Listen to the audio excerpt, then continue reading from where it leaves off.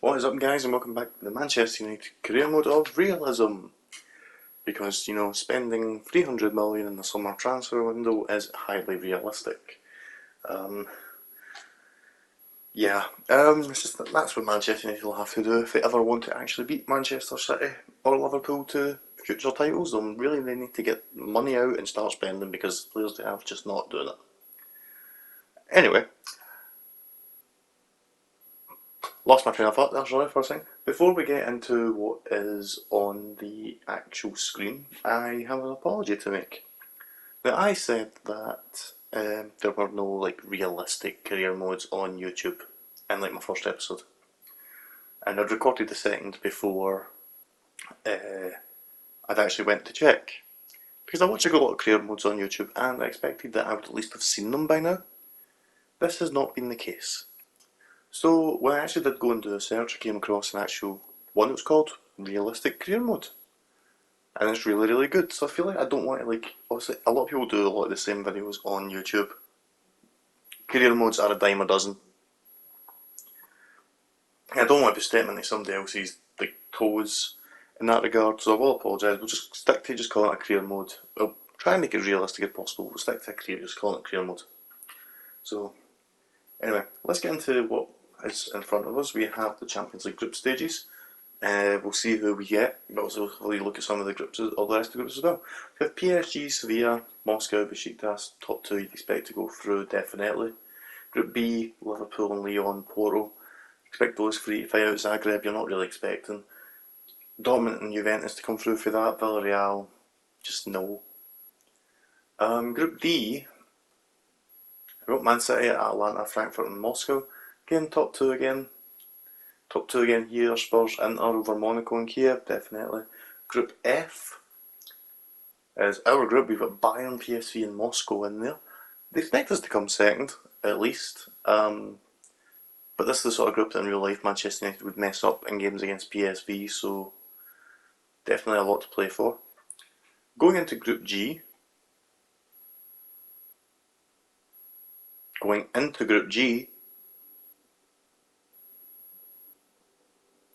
There we go. Real Madrid, Leverkusen, Ajax all expect to fight for those top spots, and Barcelona, Napoli, Aston Villa and Salzburg. So the interesting fact that we never spoke about, or I never actually alluded to, was who finished where last season for the season that we simulated.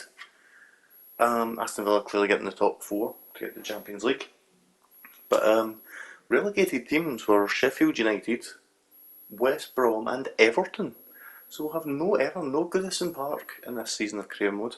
Hopefully they come back up in maybe season 2, we'll get to see a bit of Goodison Park then. Because it's kind of bad not really being able to play at the parks, like the real Premier League parks. And obviously I didn't really expect, hadn't expected Everton to see Everton get relegated. I never even noticed until I was actually having a good look. So the first game against Crystal Palace, I've got to show the calendar. We've got 5 games in this game: Crystal Palace, PSV, Spurs, Norwich and Plymouth. Now, I decided that I was going to play Free Sim 2. Because when I play career modes I get a bit bored in a sense, it takes too long, and I never really realised how long it actually takes, especially when you're trying to record. So, what we will be looking at is definitely...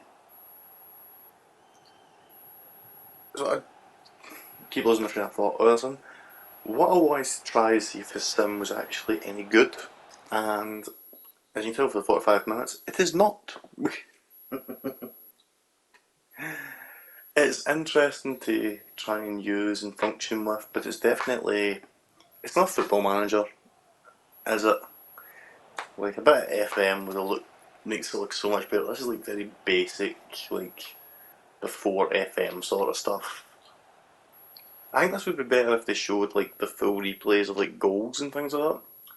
Would maybe add a little bit more of an element to it, but until they actually consider doing something like that, the visual sim may just not be the way to go, as Crystal Palace take the lead through Etsy there. But yeah, I'm definitely considering, and it's hard to know where to chop as well from that edit, as we just have Cavani immediately equalise. But what I was considering was that maybe, as we get a penalty, I don't know if I choose to do Sims, it won't be visual Sims. We've got another one in this episode against Plymouth in the Carabao Cup, and like I was using these, like I said, I was using these to test to see it. But I think if we do Sims, not that I will do many, depends like how many injuries or how like knackered the players are. If we don't have enough players, might throw out a quick Sim every now and again. Like the last game of the Champions League, if we've already qualified, probably will get quick Sim, things like that. But we do pick up the win against Crystal Palace, a 3-1. McTominay getting a very late goal there as well. As we move into the PSV game for our first Champions League encounter. Also, PSV will be a tricky tie, I definitely believe. And as you can tell by some of Eden is not exactly great currently.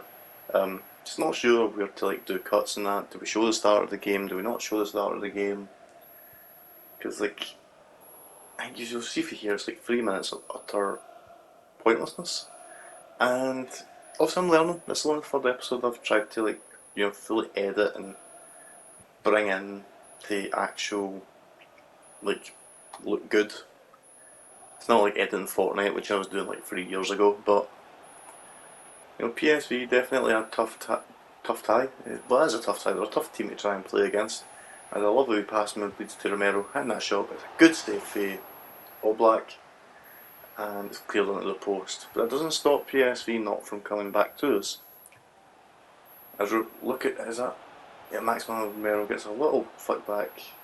They do manage to get the ball in. We clear it, header back in, and somehow All Black does not come out and get that ball, and it was Romero, who was like a former wonder kid from a few FIFAs ago. Lost a bit of his wonder kid status. Will he reach that potential? Maybe, but who knows. But it does allow him to get in for an easy goal. And it's just poor. But of course, not too long after that goal, we do hit back through Paul Pogba. Cavani, a lovely little layoff there, and Pogba strikes.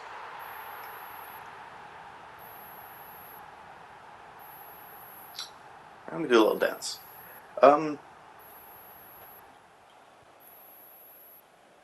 So yeah, so obviously like right now obviously we're still just sort of doing like wee tests to see how I want these episodes to go. Um, it's just trying to like as Bruno Fernandes goes through to score there, as we do what Manchester United are very known for in real life, allowing the other team to score and then coming back and scoring goals ourselves. It's just really hard to like get a sense of like how I want to do these currently. I will find my own foot as Daniel James playing the left side for the injured Jadon Sancho gets a lovely header there for a Max Aaron's cross. But we will find like I'll find my way of being able to do it eventually. Like episodes won't always be like 20 minutes long just because I can't work out where to do edits sort of thing. We will find a rhythm eventually. So whether or not you want to stick with me for that, like you might get to this episode and think, this guy's talking nonsense, why are we staying here? I wouldn't blame you, but it's all about learning. As Harry Maguire makes a reckless tackle there and lands himself a straight red. Not good for our captain, I'm pretty sure. I thought I'd give Bruno Fernandes the captain, but apparently it's Harry Maguire. Actually, it's Paul Pogba, according to us. So we take off Cavani. Just, try and shore up for that. I don't know what, I'm doing a wee dance here, apparently. Just try and hold on to this lead, 10 men. Definitely the right decision, I think, there. If we're not from that, but from 72nd minute, we managed to get so many breaks of the ball, and Van de Beek nearly gives away a penalty. And somehow, Oblak tries to rush out, misses it, and Mario Goetze makes it 3-2. I did say PSV were going to be tough customers, and they've definitely proved that here today. We still lead, but it's toast, but that is where it ended. We did get the 3-2 victory. And you know, it's a good victory to get. Always good to get the first win in the Champions League game. And try and keep on going through it. But I think you can see like there's definitely defensive frailties still. Thank you so much Probably for your. more than what I'd be hoping for. As we go into the Norwich game, and I'm going to start doing this, like showing the lineups for all the teams. And when I seen this lineup, I thought, Michael McGovern's in goal. I am scoring about 5 goals in this game. And then I seen Bashiri and thought, he could be tough to get by. Rocky Bashiri, very good centre back, and the Ukrainian striker Supriya up front for Norwich, very good striker. Has been for I think 2 FIFAs now. Got that sort of wonder kid status as Norwich won a penalty here. As I spoke about, I do play handballs, so I spoke about it in the last game. Can't really VAR against myself. It's hard to tell from that angle. Don't think I really looked into it because I can't exactly stop them. But there's Zupriya, steps up and buries the penalty into the bottom corner, and it's 1-0 Norwich after 6 minutes. I wasn't worried. I was like, okay, let them score first and we'll get back into it. Yeah, that's what I was thinking right up to the 30th minute. But that Rocky Bashiri was giving me all sorts of trouble. And I mentioned him right at the start, Supriya just somehow squeezes that ball past, and it's 2-0 Norwich, and we are in trouble. I did not expect the first game that I'd potentially be losing in this season would be to Norwich. But thankfully, we all know we bring on Danny Ings, start of the second, I think this is the start of the second half. Good 1-2 with Ings and Fernandez, and Ings puts the ball in the back of the net right after half time, but he is marginally offside. And I'm thinking this we're going to lose to Norwich. That's what's good for it. I'm thinking we are going to lose to Norwich. I mean, he is obviously offside. I mean, it's not going to happen. But like from the chances we've been having, we weren't really getting in any chances. Bashiri causing me all issues. But Bashiri does lead to his own issues. He tries to play that long ball, which we cut out.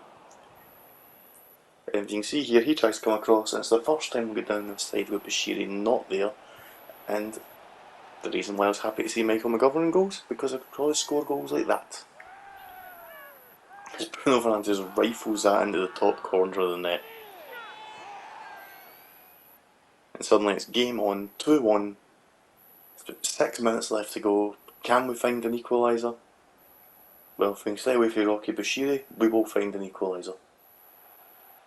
And 2 minutes later,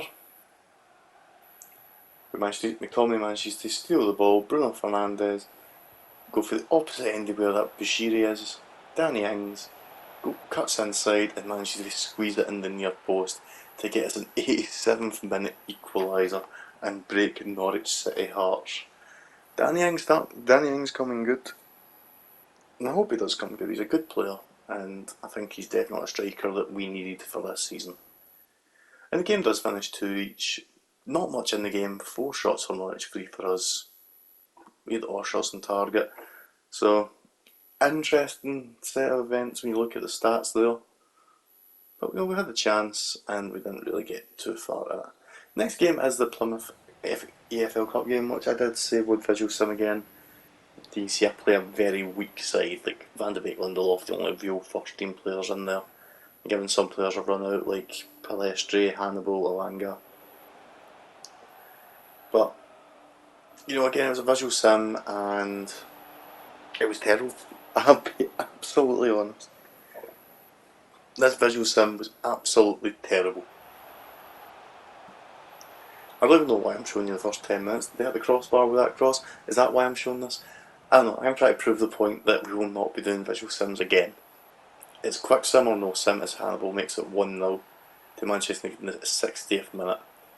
Visual sims not good in FIFA, and I'm pretty sure I visual simmed a full career mode this year when I was actually enjoying it, but I think that's because I was doing all the jump ins as well.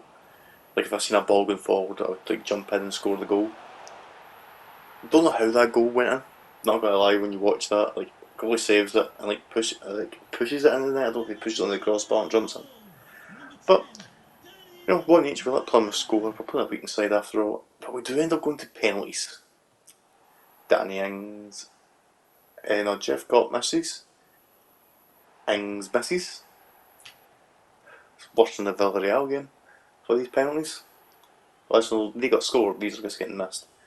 Kundo Palestri does make it 1-0 to Manchester United.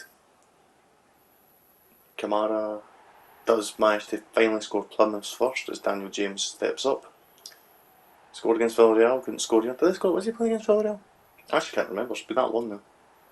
They missed their fourth penalty. Van de Beek scores ours. I mean, they have to score to stay in it.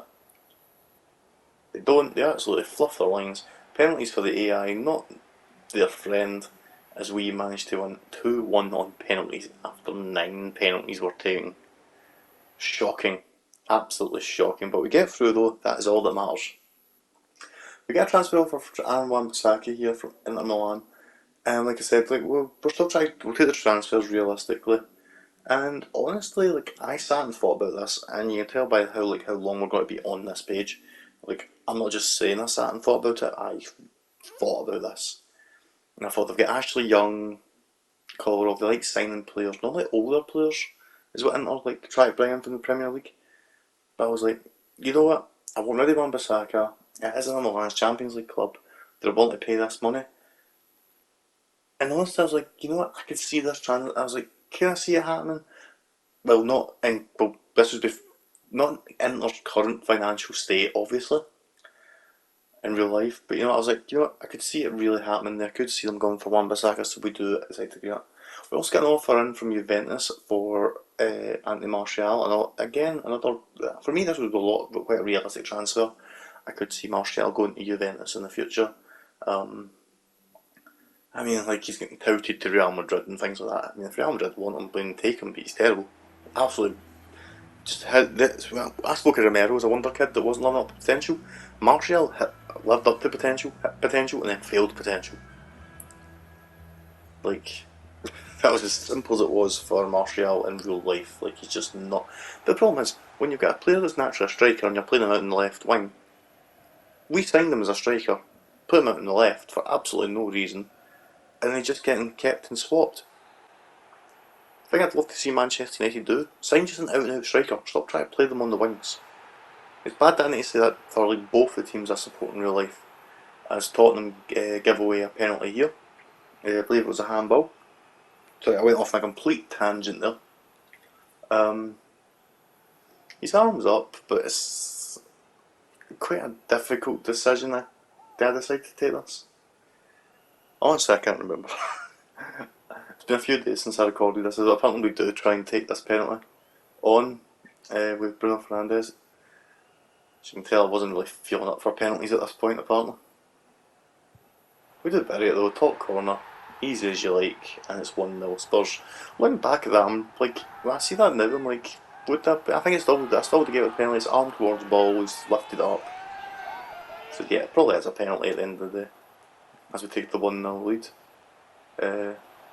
And just before half time, Edison Cavani, great goal. He'd lost 2 ratings, I think, or something, at the start of this second season. But he's just a lethal striker. Will he make 3 seasons? Probably not. We'll probably ditch him next season, but it'll be interesting to see how many goals he gets this season. Anyway, as our main man, and if you him as the main man and Danny Ings behind, as the backup, 2 very good strikers. At least in my opinion, 2 very good strikers. That's where the game finished. Finished 2-0. As you see, Spurs weren't really in the game. 2 shots in the whole game. 1 in target.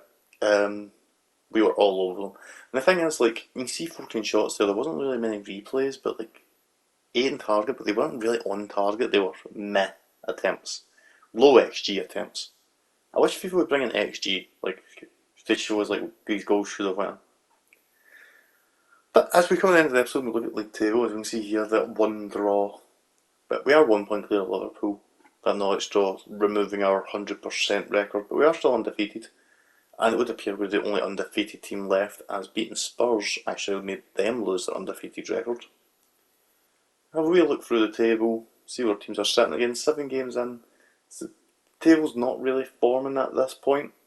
Southampton at 11th, Palace, Newcastle are sitting 18th. Norwich just outside the relegation zone. Fulham 19th. Bournemouth 7 game. Okay, if you, everybody put in the comment section if you think Bournemouth are going down. 7 games, no wins, 2 goals scored. If you think Bournemouth are going down at the end of the season, comment or leave a like. But leave a like if you think Bournemouth are going down. But anyway, guys, that's where we're going to wrap up this episode because I'm starting to get a sore throat.